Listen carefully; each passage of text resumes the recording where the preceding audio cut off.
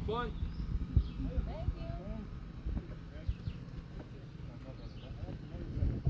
So we're going to go for a little trip on this 5/8 of a mile section. Yeah. Well, it's confusing me. I also have a high surf 50. Oh, okay. How about you, salt? Fun. Watch out for ducks. There are little ones on the other side. They're at least, I don't know if they're out or not. They're ducklings on the other side. We're going to go on this 5/8 of a mile section of the Union Canal. This was originally an 88-mile long canal. We're going to have friends joining us. What are we doing? You turn for 2 more. We've got 2 more, and Mike can join you right away. So turning to duck. Just back up. Yeah, just back up and let them get on the other side of the boat.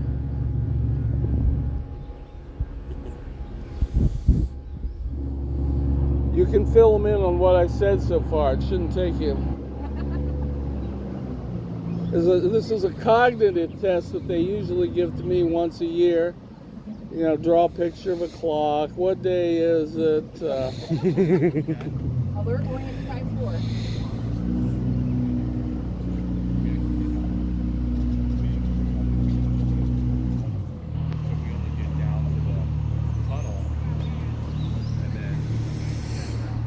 Cut the engine.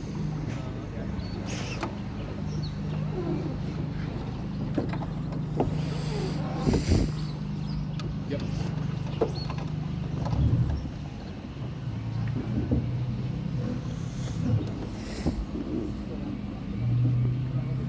You got it?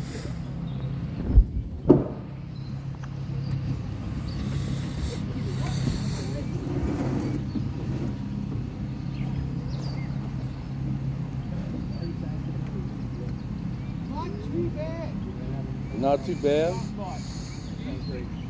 reversals and you're going good to go. Well, they need to be treated.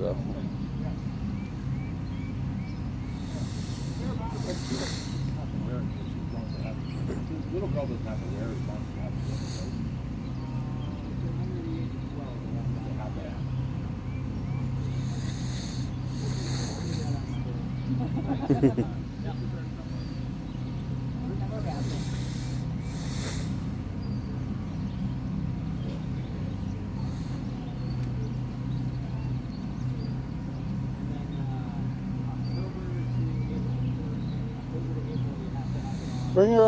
Bring her over here. I can put the. You got it?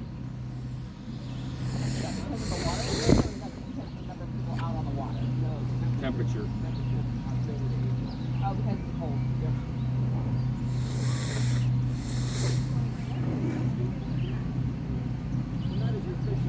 Put it on backwards. Put the top on first.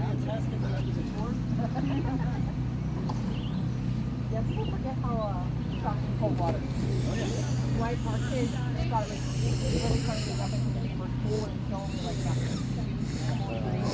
we go there and said, I was like, we're gonna get cold water shock. I have no idea what hit them, and they're all like, okay, move your arms up, like, move your arms up, like, oh yeah, there's water. All right, Captain, you ready? All right. Now have a good trip. So as I was saying, we're going on about 5/8 of a mile trip down the Union Canal. This used to be about 88 miles long. The canal ran from the Schuylkill River in Reading to the Susquehanna River just south of Harrisburg in Middletown. This canal was the brainchild of William Penn, the first colonial governor, realizing that he needed to bring natural resources down to Philadelphia and also wanting to establish a settlement inland on the Susquehanna River. In 1690, he took a little trip through this area, down through Lebanon Valley and over to Harrisburg. Lebanon Valley, the most beautiful valley in the world. You all know that, right? That's what my friend says when he flies his plane, and he says, you got the most beautiful about, well, in the world. Anyway, William Penn made this trip. He put his notes. He notes about the waterways, the creeks, that ran through this area, because he was familiar with the canal system that existed in Europe to move goods and cargo. Well, he put it in a little book, his diary, and like most diaries, it got put on the shelf for a while. Collected dust until the middle 1700s, when a group from what's called the Philosophical Club in Philadelphia, David Rittenhouse, the astronomer, and he's got a square named for him down in Philadelphia, he and a group decided to check whether this was feasible or not. So they sent out a crew, and over a period of about 2 years, they surveyed this. And they found it was feasible, but the interesting thing is, this was the first surveyed project in North America. Before they could get things up and get some ideas and get it started, of course, we had a little interlude there for the Revolutionary War.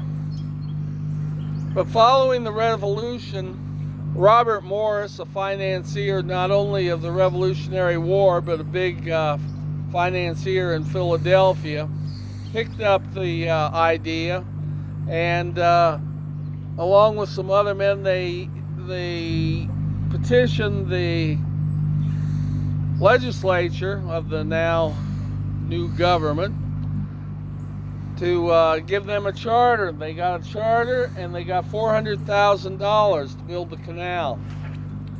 So they started. Actually, the first shovelfuls were done out behind Tulpahopkin Inn in Myerstown. Tulpahopkin Inn's that big, on the south side of the road where the big plastic horses are if you go down 422. George Washington came out because this was the first big public works project of the new colonies. So in 1792 they start this. They just get a little ways and they run into that lime. Now that they were digging all along the path, not just in a straight, one spot. But the group that was digging between Myerstown and Lebanon ran into all that limestone that now Pensy Supply likes to use. All right, so they ran right through the budget. So almost within 5 years, the whole project was bankrupt. They had the great idea of financing it with a lottery. I have replicas. Actually, they look like the original tickets by now, but I have replicas of those lottery tickets. These were $100 a piece back in those days. Over a period of about 10 to 15 years, they raised $333 million in prize money for the people that bought the lottery tickets. Turned out to be less than $200,000 that went to the construction of the canal. So it was an off and on project until the early 1800s, when the legislature realized that Pennsylvania and Philadelphia were going to lose out because the Erie Canal was being developed up in the north to supply New York. The Tidewater Canal was being developed down in the south to supply Baltimore. So they raised a bond issue, and in 1822 construction really started. They brought in Irishmen from Boston and New York. They were digging on both sides of this hill. This was the last big project. You get to this hill, you got the canal over here, the canal over there. You have to connect them. They did that by digging this tunnel. It wasn't easy back then. They didn't have power equipment. They used a star bit. This is a star bit. Looks like a star on the end. There. One Irishman would hold this up against the wall, the rock in here, which you're going to see. which is shale and limestone. It's very hard. One Irishman would hold it up, the other would hit the end of it with a sledgehammer, bang, it would chip, they would turn it, bang, turn, bang, turn, bang, turn. These varied in length from this one, about 18 inches long, up to 4 feet. Once they got the hole drilled, they would fill it with black powder, light a fuse, and then run very fast and get out. Because you can see, this is hard stuff. Once the explosion took place, they'd come back in with their wheelbarrows, picks and shovels, and they'd move it out. These men worked 12 hours a day, 6 days a week, and they got the marvelous pay of about $4 a month. If you were a supervisor, you got $6 a month. They had a perk, though. There were some perks, some benefits. Every hour, there was a young teenager that would come through with a jug. The jug was filled with Irish whiskey. And each worker got a shot of Irish whiskey. So the question for you is, at the end of the 12-hour shift, do you want to be the one holding this or the one swinging the sledgehammer? I think I know your answer. It was slow work. They started at both ends and worked toward each other. They moved at the rate of about 15 feet per week. They started this tunnel in 1826 and it was completed in 1828. It was 15 feet wide, 15 feet high, and when it was completed, it was 729 feet long. Later on, we'll talk about the original canal was only 8.5 feet wide, except for in here. Outside, 8.5 feet wide, which was about as wide, just a little wider than the boats. The boats were this width. In the 1840s, to accommodate larger canal boats, they widened the canal to 17 feet. They came in here and took 3 feet off the top. When they did, they lost about 100 feet at this end. So the original original tunnel went out to about the end of this rock work here. Now the tunnel's about 620 feet long. So it took them 2 years to build it. And in 1828, the canal opened for operation. One of the issues, which was then and always was this is a summit. Back there when you were in the middle of that tunnel, you were 300 feet above Reading and the Schuylkill River, and you were 200 feet above Middletown and the Susquehanna River. So the 93 locks that it took to, move the boats up and down, that every time you opened a lock, you lost water. So water was always a problem at this area called the summit. So water was drawn from what's now Lyons Lake. Water was for another section down at Stover's Dam up behind White's Market. And one of the ingenious ways that they used to get water up here was down on the down behind that intermediate school on Lincoln and Cumberland Street. They built a 40-foot water wheel. They turned the water wheel, they lifted the water 40 feet out of Quiddy Creek, and they ran it in a little wooden aqueduct for almost a mile up to where about Maple Street is now to dump it into the canal. Now when this opened in 1828, this was top of the line, new transportation and cargo moving. Prior to this time, if you wanted to move something from Harrisburg, say, to Philadelphia, you did it with a Conestoga wagon. A Conestoga wagon carries about 5 tons. It takes 6 animals, mules, oxen, and it takes you about 12 days, almost 2 weeks, to go from Harrisburg to Philadelphia.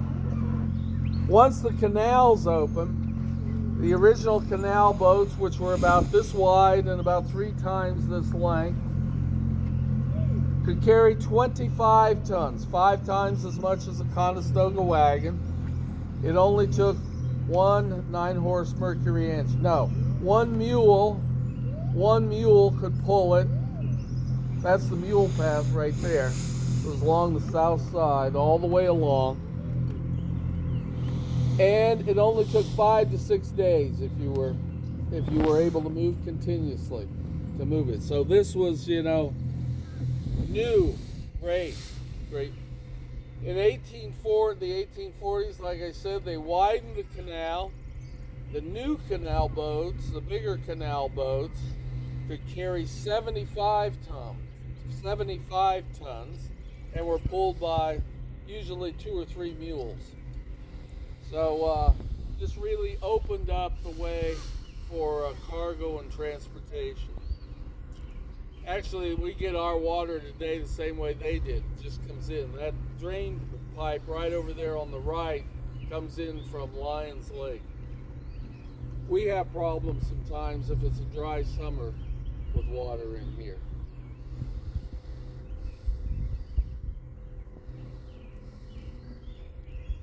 Like I said, there were 93 locks. Down here, if you look ahead, you'll see a bridge down there. Just beyond that bridge was the first lock on the west side of the summit. They were numbered that way. That would have been 1 west. 1 east was over beyond Lebanon City, down near what's now called Narrows Road, that goes up there behind Salvation Army, the Holiday Inn. That's where the one on the east was. Out by Ramona Road was number 2 east. It's right behind just east of Tulpahopkin Inn on the what's now the Tulpahopkin Creek. And 3 east is down in Myerstown. It's pristine. It's still well kept. You go into. I live there. I don't live there, but I live in Myerstown. Fairlane Park.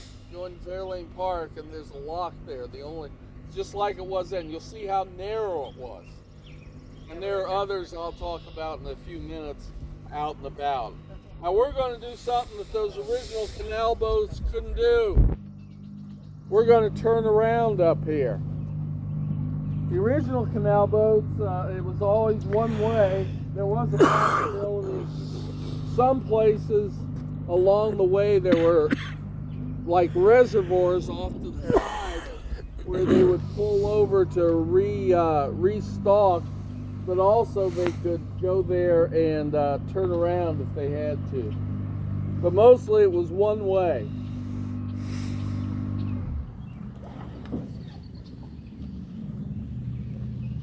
I usually can get this turned around.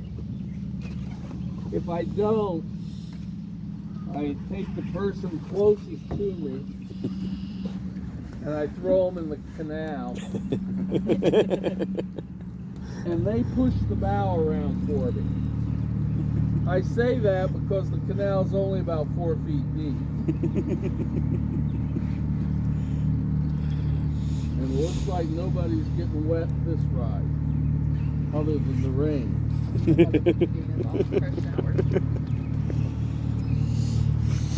made it. Thank you, Jen.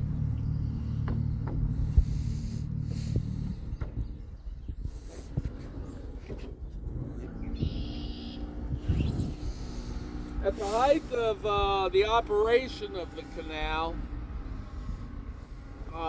there were about 100 canal boats. working at one time on the canal. So that's, you know, it was pretty busy. 88 miles, 100 canal boats. You got a little few more than, you know, if they're all operating, more than one a mile. And remember, early on there weren't quite that many, but early on there you were going one way, and you had to wait, and then because it was only wide enough for one boat. So when it was widened, you could get two boats down through here. Most of the boats were owned and operated by families. Some were owned by companies, but there was always a family that operated the boat. So if your family operated a canal boat, you would come out mid-March when the ice was off the canal, and you and your family would get on the boat, and essentially you'd live on this boat until Thanksgiving. There was cabins on these boats. Most of them were about 8 by 8, some above deck, some below deck. So I want you to picture this, you and your family living in 64 square feet. That's about as big as your walk-in closet, for 9 months a year. Got real tolerant. Real cozy. The kids were schooled on the boat. Most of the people had a job, you know, except for the younger kids. The real little ones, like the one we have in the back there, she'd have a rope tied around her waist so that if she fell in, we could pull her back into the boat. If you were a teenager or approaching the teen years, you'd get your turn out there on the tow path, because you would be the one that would be leading the mule to pull the boat down through here. If you were doing that right about this area, your mule would be disconnected from the boat. Right up there, that red, we call that the mule house, mule shed. Just beyond that, there's a trail that goes up over the hill, up over Tunnel Hill. That was the mule path. It was restored for us by as part of a Eagle Scout project. You can go up and hike on it if you want, because the mule is not going to go through that tunnel, I guarantee you. All right, so the mule's disconnected, taken over, and then it's up to you to get the boat through the tunnel. They did that with poles similar to what I used to help turn the boat around. But most of the time, these boats were filled with cargo, stacked high. So what would happen is, whoever was on the boat, left on the boat, most of the time they would go up and lay on top of the cargo and actually push the boat through with their feet, put their feet on the ceiling in the tunnel. That was the easiest way to move it through.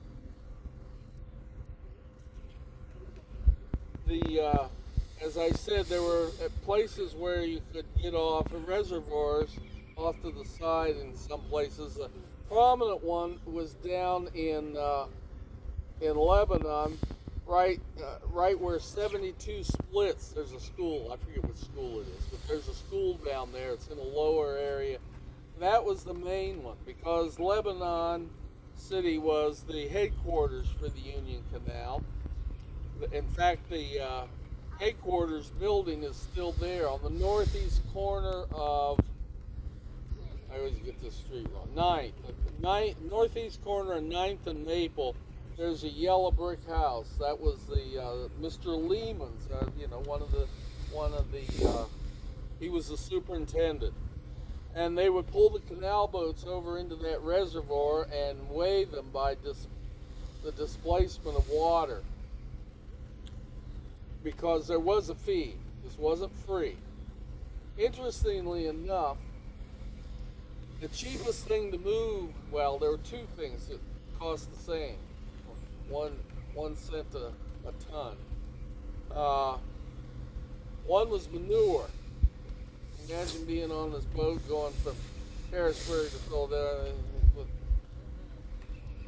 And the other thing, which cost the same, was passengers. So I'm not going to go there. As we come up here to the north portal, I want you to look up here. There's some stonework up there. That was not original to the tunnel. That stonework was a project of the CCC during the Depression. Put people to work. They did that stonework up there to help retain the hill. Now, as we get into the tunnel this time, I want you to, and I'll move over here because you're going to want to move your camera. I want you to look over here to the left. And remember the star bit that I had there? Right on this wall here, as we come up to it, you'll see a lot of scar marks from those star bits.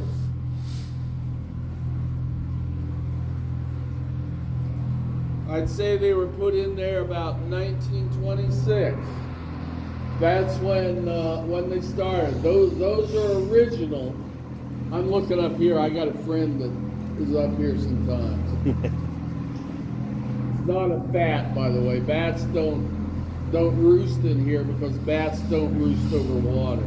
Here's some more star bits. Right through here, if you see that little crevice, that's a fault line from an earthquake that would have taken place in here last week. No, it wasn't last week. A couple of years ago.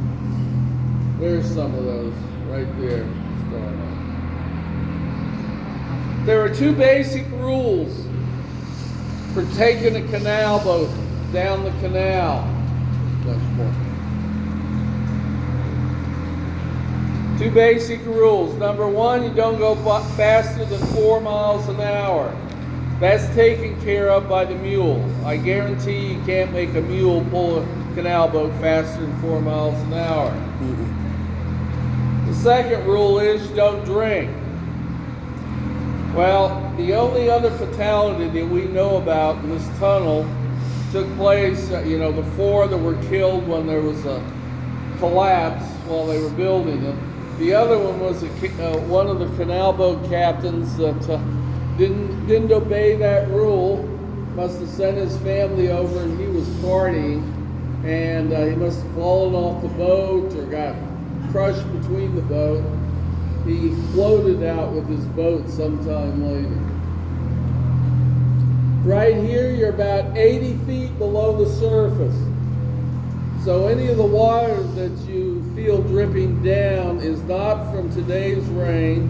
It's from the rain. It takes about a week for the water to leach through. And remember that leaching through, because we're going to talk about that in a minute. This is the oldest existing transportation tunnel in North America. There was one that was built earlier in 1825 up on the Schuylkill water navigation system. It was built through loose shale. It was primarily a tourist attraction. This up here is all iron ore content. A lot of iron ore. Remember, we got the Cornwall furnace down south of us. So, this still stands. The other one didn't last more than 5 years. This has lasted since 1826. And because of that, we are a National Historic Site, landmark. The other thing, as I told you, they started at both ends, and when you look at it, it's amazing that this is as straight as it is. You can't tell that there's a little turn in there. Only if you're driving the boat, can you tell there's a slight turn? Because of those two facts, we're a National Historic Landmark as well as a National Civil Engineering site.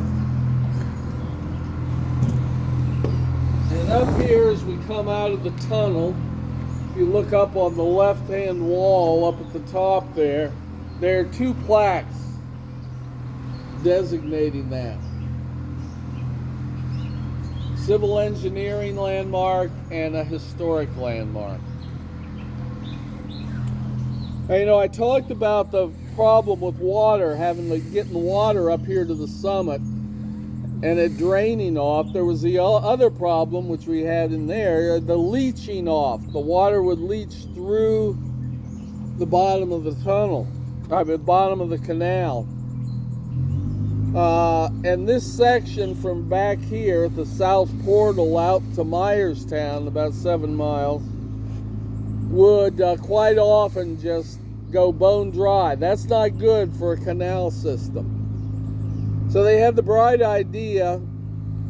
The canal originally was sort of like a trapezoid. The sides went down at 45 degrees and then it was straight across the bottom. So they had the bright idea. What they do is they get tongue and groove oak and they would line this like a bathtub. And they did that for about 6 miles. And believe it or not, it worked. It held water. The only problem is what happens when wood is in water a long time. It rots. So it started leaking after about 5 years. Now, Insanity is doing the same thing over and over and expecting a different outcome. They tried that at first. They did it again and it leaked again. So eventually what they did was they put a mixture of limestone and clay and lined it, and of course that holds the water. Prior to the opening of the canal, this whole area was wilderness. They, in the early, right at 1830, they built a spur canal down from Pine Grove to move coal, anthracite coal from Schuylkill County down here. Of course, that fueled the canal business, as well as companies that built up along the canal in North Lebanon here. So one of the companies, really ingenious, I always tell the story, is the Allen Piano and Organ Company. You know how easy it is to move a piano. Well, they did too. So they built their warehouse and their factory right on the edge of the canal, actually down in where the old Bethlehem Steel factories used to be. And so they had their company there, and they could just wheel their pianos right out onto a pier and right onto the canal boats. The other people that made a living on the canal were the lock keepers. 93 locks.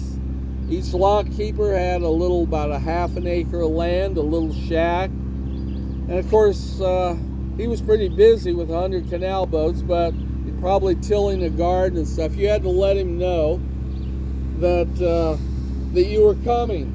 They didn't have air horns. Trumpets, brass trumpets were too expensive. You might drop them in the canal. So they used conch shells. They cut off the end of a conch shell. Now I ask the question, anybody here play a horn, a trumpet, a musical? Yes? Yes? I know how to do it. Well, good. We're going to get a demonstration here from one of our passengers on how this works. That's going on.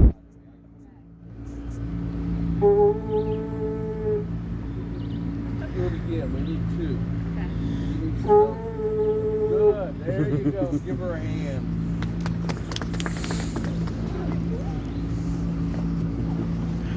Unfortunately, a big storm came through in 1865 and took out the Pine Grove Canal. They couldn't afford to rebuild it. This canal was damaged, but the real thing that sort of killed the canal business was what? The railroad came through. It could move. I need a dock hand. The railroad came through in 1885.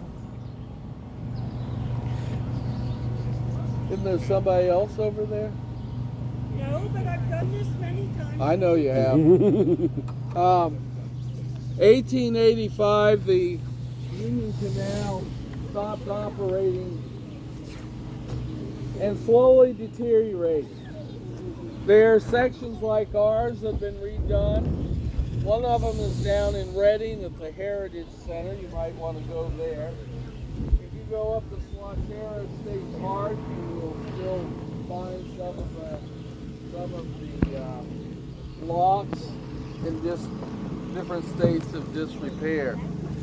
In Reading, at the Heritage Center and south of that at Kings Mill, they've restored one of the locks, and it's there. So it deteriorated. Then in 1950, the Lebanon Historical Society, realizing the significance of the tunnel, purchased the land around that tunnel. And since that time, we've added land, and we have this 110-acre park right now, all operated by volunteers. So I'm glad to have you aboard today. I hope you enjoyed